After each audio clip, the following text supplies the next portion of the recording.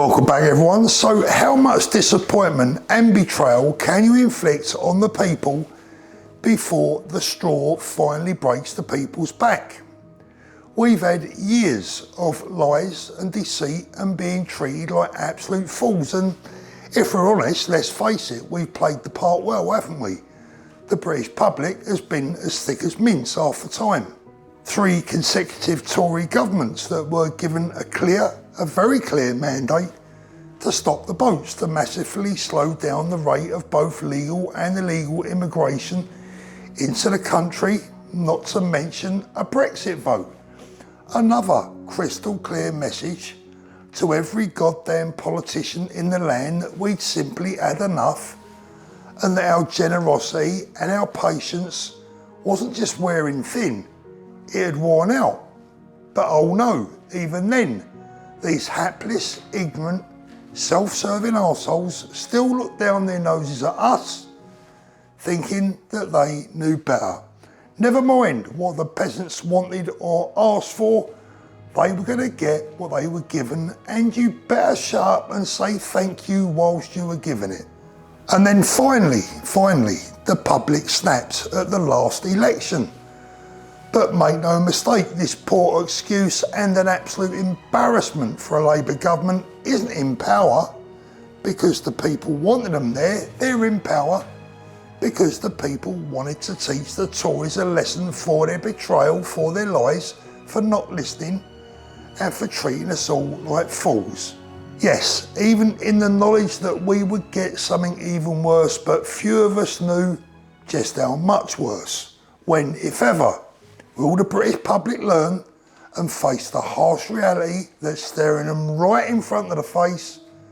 The time for peeking out from behind your closed curtains are over.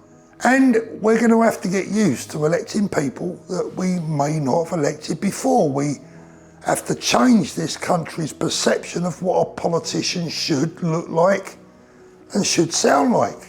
And we have to realise that we hold the power. Yes, we actually genuinely do hold the power, but we've got to realise it, we've got to believe it, and we've got to use it. And over the last couple of weeks, those of us who love and believe in our nation have had our hearts and dreams broken yet again, haven't we? Nigel Farage and Reform, who seemingly offered us all so much hope, some light at the end of a very dark and long tunnel.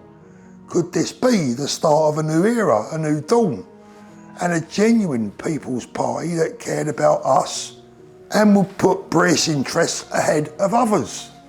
Well, today that dream seems as far away as it's ever been. More betrayal, more lies, more deceit, more snobbery, more elitism, more ex-Lib Dems now, more ex-Tories, more pandering and more cosy middle ground politics that's going to take us absolutely nowhere. And in my humble opinion, for what that's worth, Nigel Farage has turned out to be nothing more than a political fraud. First he turned his back on Ben Habib, then Howard Cox, then Rupert Lowe, among hundreds and hundreds of grassroots, loyal grassroots reformers who were out there campaigning, doing everything they could for the party, and who just wanted to fight for their country. I mean, look, us lot, well, we were banned months ago, weren't we? But we were still good enough to come to and ask for our votes before the last election, and like the desperate fools that we are, we gave them to them. But I don't think that's going to happen again. But not all is lost, not yet. Remember, it's always darkest just before dawn. And now is not the time for us to despair. Now is the time for the people to unite. How many times have I said that? We have the leaders, we have strong, brave men and women who could make this country great again.